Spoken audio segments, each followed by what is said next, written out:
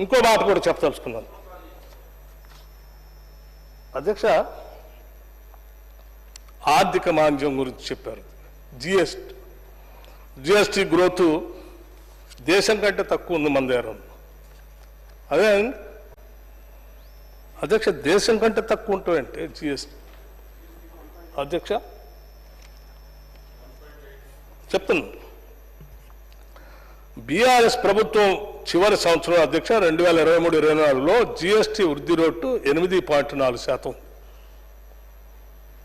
అధ్యక్ష ఈ సంవత్సరం 2024-25 10 నెలల కాలంలో అంటే జనవరి వరకు జిఎస్టీ వృద్ధి రేటు 12.3% అధ్యక్ష. ఇది గత సంవత్సరాలతో పోలిస్తే 3.9% పెరిగింది. మీరు పెరగలేదు, మీ వల్ల కావట్లేదంటే ఎట్లా అధ్యక్ష? ఇది దేశాభివృద్ధి అంటే దేశ వృద్ధి రేటు ఇదే కాలానికి 11.3%. అంటే దేశం కన్నా యావరేజ్ కన్నా మన రాష్ట్ర వృద్ధి రేటు 1% అధికంగా ఉంది అధ్యక్ష. ఇతర రాష్ట్రాల కంటే, దేశంలోని ఇతర రాష్ట్రాల కంటే ఇది మెరుగ్గా ఉంది. కేరళ 8.2%, ఆంధ్రప్రదేశ్ 9.2%, రాజస్థాన్ 10.8%, పంజాబ్ 11.9%, తెలంగాణ 12.3%. ఇది లేదు. ఆర్థిక మాంద్యం అట్లా ఉంది ఇట్లుంది. ఆర్థిక మాంద్యమా లేకపోతే మీకు బుద్ధి మాంద్యమా అని వారు మాట్లాడుతూ ఉన్నారు అధ్యక్ష. హరీష్ రావు గారు బాగా చదువుకున్న వ్యక్తి. వాళ్ళు అనుకున్నటువంటి వాళ్ళు కూడా బాగా చదువుకున్నటువంటి వాళ్ళు. బుద్ధిమాంద్యం అంటే ఏంటి అధ్యక్ష? సభానాయకుడినేమో అజ్ఞానంతో బడ్జెట్ పెట్టారు. మా అందరూ కలిపి ప్రభుత్వానికి బుద్ధిమాంద్యం ఉందని అంటున్నాడు అధ్యక్ష. నేను వారికి చెప్తా ఉన్నాను, ఐ థింక్ మనం అందరం భాష పట్ల కొంత ఆలోచన చేసి మాట్లాడుకోవాల్సిన అవసరం ఉందని నేను భావిస్తాను అధ్యక్ష. ఎడ్యుకేటింగ్ ద మైండ్ అధ్యక్ష, educating the mind without educating the heart is no education at all.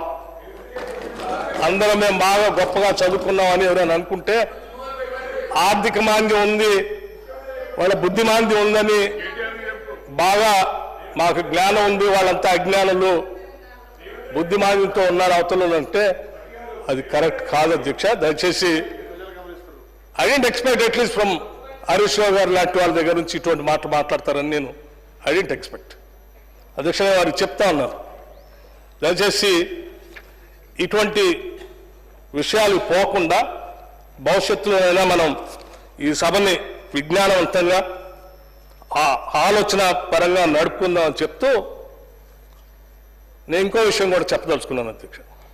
మీరు అధ్యక్ష దాదాపు 10 సంవత్సరాలు ఈ రాష్ట్రాన్ని పాలించారు. మేము వచ్చి కేవలం ఒక సంవత్సరం 4-5 నెలలు అవుతా ఉంది. ఏం చేశారు మీరు, ఏమి చేయలేరు మీరు అని చెప్తున్నారు. ఏం చేసామో నేను చెప్తా, కానీ అసలు 10 ఏళ్ళు మీరు ఏం చేశారో ఏం చేయాలో కూడా నేను చెప్తాను అధ్యక్ష. 10 ఏళ్ళు ఈ రాష్ట్రానికి వచ్చినటువంటి ఆదాయం, ఖర్చు పెట్టినటువంటి బడ్జెట్ ద్వారా అధ్యక్ష 2014 నుంచి 15 to 2023-24 November 2023 from state budget నుంచి వీళ్ళు మొత్తం ఈ రాష్ట్రం మీద ఖర్చు పెట్టింది 13,80,243 కోట్ల అధ్యక్ష. అంటే బడ్జెట్ నుంచి. ఇవి కాకుండా ఆఫ్ బడ్జెట్ బారోయింగ్స్ కూడా బయట అప్పులు తీసుకున్నారు అధ్యక్ష. ఆ అప్పులు తీసుకుంది 1,40,574 కోట్ల అధ్యక్ష. ఈ మొత్తం కలిపితే 15,20,817 కోట్ల అధ్యక్ష. మొత్తం బడ్జెట్ నుంచి వచ్చిన డబ్బు, అప్పుల ద్వారా తీసుకొని వచ్చిన డబ్బు 15 సంవత్సరాలు, ఈ 10 సంవత్సరాల్లో వీళ్ళు ఖర్చు పెట్టిన డబ్బు. వీటితో పాటు ఇంకా పనులు చేపించి బిల్లులు ఇవ్వకుండా పెండింగ్ పెట్టి వచ్చిన డబ్బులు అవి ఒక 40,154 కోట్లకు ఉంది అధ్యక్ష. అవి కాకుండా అధ్యక్ష వీళ్ళు పని చేపించి అప్పులు కట్టకుండా ఖర్చు పెట్టి డిస్కమ్స్కి, ఎనర్జీ వాళ్ళకి, సింగరేణి వాళ్ళకి అప్పు పెట్టిపోయింది 1,09,740 కోట్ల అధ్యక్ష. ఇక ఎస్సీ ఎస్టీ సప్లానికి సంబంధించిన డబ్బులు కూడా ఖర్చు పెట్టాల్సింది, ఆడ ఖర్చు పెట్టకుండా అటు ఇటు ఖర్చు పెట్టి 1,49,894 కోట్లు, మొత్తంగా 16,70,711 కోట్లు 10 సంవత్సరాల్లో ఖర్చు పెట్టారు అధ్యక్ష. ఏం సాధించారు అధ్యక్ష? 16,70,711 కోట్లు ఖర్చు పెట్టి ఈ రాష్ట్రానికి ఏం సాధించి పెట్టారు అధ్యక్ష? ఒక నాగార్జున సాగర్ కట్టారా? ఒక శ్రీశైలం కట్టారా? ఒక ఎస్ఆర్ఎస్పి కట్టారా? ఒక కడెం కట్టారా? ఒక ఏమంటారు శ్రీపాద వెల్లంపల్లి కట్టారా? ఏం కట్టారా? లేకపోతే హైదరాబాద్ ఇంటర్నేషనల్ ఎయిర్పోర్ట్ కట్టారా? ఒక ఔటర్ రింగ్ రోడ్ కట్టారా? లేకపోతే ఒక హైటెక్ సిటీ కట్టారా? ఒక ఈసీఎల్ పెట్టారా? ఒక బిహెచ్ఎల్ పెట్టారా? ఒక బీడీఎల్ పెట్టారా? లేకపోతే ఇంకేదైనా పరిశ్రమ తీసుకొచ్చారంటే ఏం లేదు అధ్యక్ష. యాడపైనా కనపడేది ఒకటే కాళేశ్వరం కాళేశ్వరం కాళేశ్వరం కాళేశ్వరం. రైట్, ఏమైంది అధ్యక్ష? కాళేశ్వరం 16,70,711 కోట్లతో మీరు చూపించేది మొత్తం మీద 10 ఏళ్లలో కాళేశ్వరం అధ్యక్ష. ఏం కనపడుతుంది అధ్యక్ష? కాళేశ్వరం దగ్గర కూడా కనపడుతుంది. ఏం కనపడుతుందో రాష్ట్ర ప్రజలంతా చూశారు, అందరూ చూస్తా ఉన్నారు. ఇది కదా అధ్యక్ష మీరు చేసింది. నేను సరే మీరేం చేశారు అంటున్నారు అధ్యక్ష. అధ్యక్ష చెప్తాను, అది కూడా చెప్తాను వివేకానంద్ గారు, చెప్తా గారు. ఏమంటున్నా అంటే అధ్యక్ష 10 ఏళ్ళు పరిపాలన చేసి ఈ రాష్ట్ర ప్రభుత్వ వ్యవస్థలన్నింటినీ విధ్వంసం చేసి ఆర్థిక అరాచకత్వం చేసి మళ్ళీ ఇంకా చదువునమ్మా అని చెప్పి ఈ ప్రభుత్వానికి ఫిజికల్ డిసిప్లిన్ లేదు, లేకపోతే బడ్జెట్ చాలా దూరంగా పెట్టారు, సత్య దూరంగా ఉంది, వీళ్ళకి ఏం తెలియదు, బుద్ధిమాంద్యంతో ఉన్నారు, అజ్ఞానులని మాట్లాడుతూ ఉంటే అసలు నిజంగా నవ్వాలా ఏడవాలా అనిపిస్తుంది అధ్యక్ష. వీళ్ళు చెప్పే మాటలు, వీళ్ళు చేసిన పనులు, పెట్టిన డబ్బు ఖర్చు చూస్తూ ఉంటాయి అధ్యక్ష. ఆలోచన చేయండి అధ్యక్ష. అధ్యక్ష మీరు చేంజ్ చేశారని కూడా అడిగారు. ఎస్, మేము వచ్చిన తర్వాత మాకు వచ్చిన ఆదాయం ఏంటి, మేము పెట్టిన ఖర్చు ఏంటో కూడా డెఫినెట్గా సభ ముందు పెట్టడానికి మాకు చాలా ధైర్యం ఉంది అధ్యక్ష.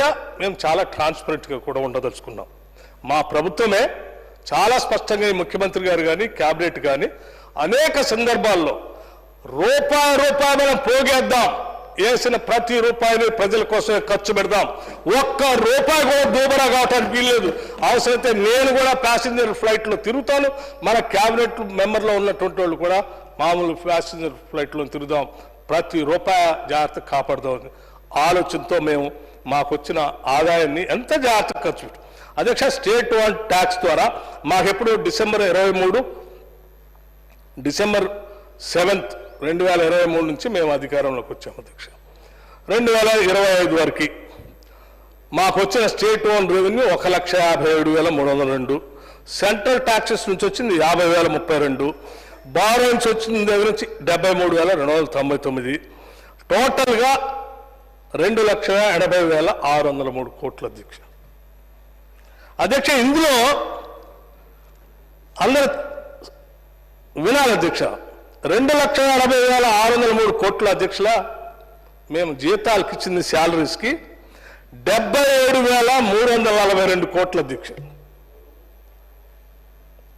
ఇంట్రెస్ట్ అండ్ రీపేమెంట్స్ వీరి దేశం మా మీదకి వచ్చి పడేసిపోయారే 7 లక్షలు పైబడి ఇప్పుడు చెప్పిన 40,000 ఆ డిస్కౌంట్స్ ఉన్న డ్యూస్ వీటన్నిటి కలిపి వాటి అప్పులు అసలు కట్టడానికి 88,009 కోట్ల రూపాయలు ఈ సంవత్సరం కట్టాం. జీతాలేమో అధ్యక్ష వినండి చెప్తాను, 77,342 ఎనర్జీ శాఖ అధ్యక్ష. సింగరేణి కట్టాలి కదా, సింగరేణికి ఎంత డ్యూ పెట్టిపోయావో అది కూడా చెప్తాను నేను. 77,342, ఇంట్రెస్ట్ అండ్ రీపేమెంట్ 88,009 కోట్లు, అదర్ స్కీమ్స్ అన్ని 1,34,063 కోట్ల అధ్యక్ష. మొత్తంగా మాకొచ్చింది 2,80,603 కోట్లు. ఇగో ఈ హెడ్స్ మేము ఖర్చు పెట్టింది 2,99,414 కోట్లు అధ్యక్ష. ఇది ట్రాన్స్పరెంటే కదా, జీతాలు అందరూ తెలిసిందే, వడ్డీ తర్వాత అసలు ఆర్బీఐ ద్వారా వారే డిడక్ట్ చేసుకొని పోయేదే. ఇక మిగతా అదర్ స్కీమ్స్ ఎక్స్పెండిచర్ అన్నారే, ఏ స్కీమ్స్కి ఎంత ఖర్చు పెడుతున్నాం కూడా చెప్తాం అధ్యక్ష. అధ్యక్ష చెప్తాను, జీతాలు ఇచ్చినే 77,000 కోట్లు, అది నేను చెప్తున్నాను అధ్యక్ష. రైతు భరోసా అధ్యక్ష, వినండి అధ్యక్ష, వినాలి కదా. రుణమాఫీ, చేయూత, Rajiv Aarogyasri, LPG cylinder, Gruha Jyothi, bonus to సన్నబియ్యం, Indramma Atmiya Bharosa, power subsidy, insurance to farmers, rice subsidy, scholarships diet, RTC, Mahalakshmi, Indiramma houses, Kalyana Lakshmi, central sponsor schemes, capital works, అట్లాగే అదర్ స్మాల్ స్కీమ్స్, ఇవన్నీ కలిపితే 299 కోట్లు.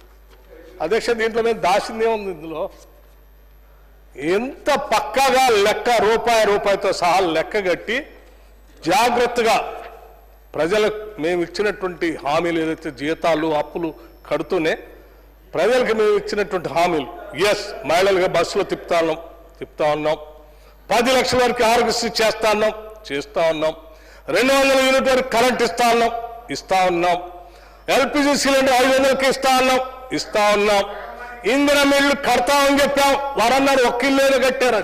అరే ఇల్లు ఇప్పుడు మొదలు పెడుతున్నాం, ఈ సంవత్సరం ఇస్తున్నామని బడ్జెట్లో అంత స్పష్టంగా చెప్పిన తర్వాత 3,500 ఇళ్లు ప్రతి శాసనసభ నియోజకవర్గానికి రాష్ట్రం మొత్తం మీద 4,50,000 ఇళ్లు ఇస్తున్నామని అంత స్పష్టంగా బడ్జెట్లో పెట్టి డబ్బులతో సహా చెప్తే 10 ఏళ్ళు మీరు కట్టనటువంటి వాళ్ళు, డబల్ బెడ్రూమ్ అది కూడా 3 లక్షలతో ఇస్తా అన్నటువంటి వాళ్ళు, మేము 5 లక్షలు కట్టినాం, 3 లక్షలతో ఇస్తా అని చెప్పినటువంటి వాళ్ళు 10 ఏళ్ళు, మేము మొదటి సంవత్సరమే 4.5 లక్షల ఇల్లు ఇస్తా అన్నాం. కానీ 10 ఏళ్లలో 1,20,000 ఇల్లు, 1,30,000 ఇల్లు కూడా కట్టరైతుంది. మళ్ళీ మీరు ఇంకా చదువునమ్మా అని ఇళ్ల గురించి మాట్లాడితే ఎట్లా అండి? ఇళ్ల గురించి మీరు మాట్లాడితే ఎట్లా? మీరు చేసి ఎస్ మేము చేశాం, మేము గతంలో కాంగ్రెస్ ప్రభుత్వం ఇందిరా ఇల్లు కట్టినట్టు మేము కూడా కట్టాం, ఇల్లు లేని ప్రతి వాడికి డబుల్ బెడ్రూమ్ ఇల్లు ఇస్తాం, 10 సంవత్సరాలు ఇది చేస్తాం, అందరికీ చేస్తాం అని చెప్పినట్టు చేస్తుంటే ఇవాళ మమ్మల్ని అడిగినా అర్థం అవుతుంది. ఏముంది అధ్యక్ష, లెక్క లాగారు నేను చెప్తూనే ఉంటుంది అధ్యక్ష.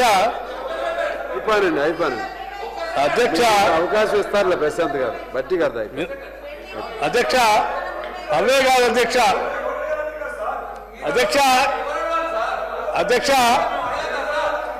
అధ్యక్ష అడుగుతారండి, ఆయన అయిపోయానండి, ప్లీజ్ రాసుకోండి, నేను చెప్పిందే మళ్ళీ కావాలంటే క్లారిఫికేషన్ అడుగుతున్నాను అధ్యక్ష. అధ్యక్ష మేము ఈ సంవత్సరం మళ్ళీ అధ్యక్ష ఈ సంవత్సరం కూడా మేము పెట్టిన బడ్జెట్లో రైతు భరోసాకి 18,000 కోట్ల రూపాయలు, ₹1, ₹2 కాదు, 18,000 కోట్లు ప్రపోజ్ చేస్తాం బరాబర్. ఈ సంవత్సరం 100% చేత 14,260 కోట్లు, ఇందిరా మహిళకి 12,570 కోట్లు, మహాలక్ష్మి 4,305 కోట్లు, గృహజ్యోతికి 2,080 కోట్లు, ఇందిరమ్మ ఆత్మీయ భరోసాకి 600 కోట్లు, రాజీవ్ ఆరోగ్యశ్రీకి 1,143 కోట్లు, మహాలక్ష్మి ఎల్పిజి సిలిండర్కి 723 కోట్లు, సన్న రకం వరి రైతులకి బోనస్ 1,800 కోట్లు, మొత్తం 56,084 కోట్లు కేవలం ఈ 6 గ్యారెంటీలకే కాకుండా ఇంకా ఈ రాష్ట్రంలో దశాబ్దాలుగా పోరాటం చేసి తెలంగాణ తెచ్చుకోని తప్పించిపోయిన నిరుద్యోగ యువకుల గురించి కూడా ఆలోచన చేశాం అధ్యక్ష. మామూలు కాదు, నేనేం చెప్పలేదు అధ్యక్ష, చేస్తామని ఎన్నికల వాగ్దానం కాదు అధ్యక్ష. కాకపోతే మా బిడ్డలు వాళ్ళు ఈ రాష్ట్రం రావాలని ఉస్మానియా యూనివర్సిటీ నుంచి పెద్ద ఎత్తున ఉద్యమం చేసి అది వస్తే ఉద్యోగాలు వస్తాయని ఆశపడి పెద్ద ఎత్తున పోరాటం చేసినటువంటి వాళ్ళకి 10 ఏళ్ళు చూసి అలసిపోయి చివరికి వయసు కూడా అయిపోయి గ్రూప్ 1 ఎగ్జామ్ రాద్దామంటే అది నోటిఫికేషన్ రాక వస్తే కూడా పేపర్ లీక్ చేసి పరీక్ష జరగకుండా వదిలేస్తే పాపం మేము ఆలోచన చేసాం అధ్యక్ష. జాబ్ క్యాలెండర్ ప్రకటిస్తాం, పబ్లిక్ సర్వీస్ కమిషన్ ప్రక్షాళన చేస్తామని చెప్పాం, చేశాం. జాబ్ క్యాలెండర్ ప్రకటించాం, గ్రూప్ 1 పరీక్ష చేస్తామని చెప్పాం, నోటిఫికేషన్ ఇవ్వటం కాదు చేసి రిజల్ట్స్ కూడా ప్రకటించాం అధ్యక్ష. That is what the commitment of this government అధ్యక్ష. చేయలేదే మీరు 57,000 పైబడి ఉద్యోగులు ఇచ్చాం అధ్యక్ష. మేము వాటితో పాటు ఇంకా ఉద్యోగాలు రాక గ్రామీణ ప్రాంతాలు అక్కడక్కడ మిగిలిపోయి లేకపోతే నగరంలో కూడా అక్కడక్కడ మిగిలిపోయి ఉన్నట్టు నిరుద్యోగ యువకులకి కనీసం సెల్ఫ్ ఎంప్లాయ్మెంట్ స్కీమ్ అయినా మనం అందించి వాళ్ళ కాళ్ళ మీద వాళ్ళు నిలబడేటట్టు ఒక కార్యక్రమం చేపట్టాలి, ఇది మన బాధ్యత అని చెప్పి ఈ ఇందిరమ్మ ప్రభుత్వం ఆలోచన చేసి రాజీవ్ యువ వికాసం అని 6,000 కోట్ల రూపాయలతో మొట్టమొదటిసారి ఈ రాష్ట్రంలో యువత కోసం మొదలుపెట్టాము అధ్యక్ష. దాంతోపాటు అధ్యక్ష ఈడబ్ల్యూఎస్ స్కీమ్ మా శాసనసభ్యులందరూ మా మంత్రులంతా కూడా ఆలోచన చేసి ముఖ్యమంత్రి గారితో నాతో మాట్లాడి ఎస్సీ ఎస్టీ బీసీ మైనార్టీ యూత్కు మనం అందిస్తున్నాం. ఈడబ్ల్యూఎస్లో కూడా చాలా మంది పేదవాళ్ళు ఉన్నారు, వాళ్ళ గురించి కూడా మనం అన్ఎంప్లాయ్మెంట్ స్కీమ్లో డబ్బులు పెట్టాలి అని చెప్పి అందరూ వచ్చి రిప్రజెంట్ చేస్తే ఆలోచన చేసి వాళ్ళని కూడా ఈడబ్ల్యూఎస్ స్కీమ్లో దీంట్లో చేర్చి ఒక 600 కోట్ల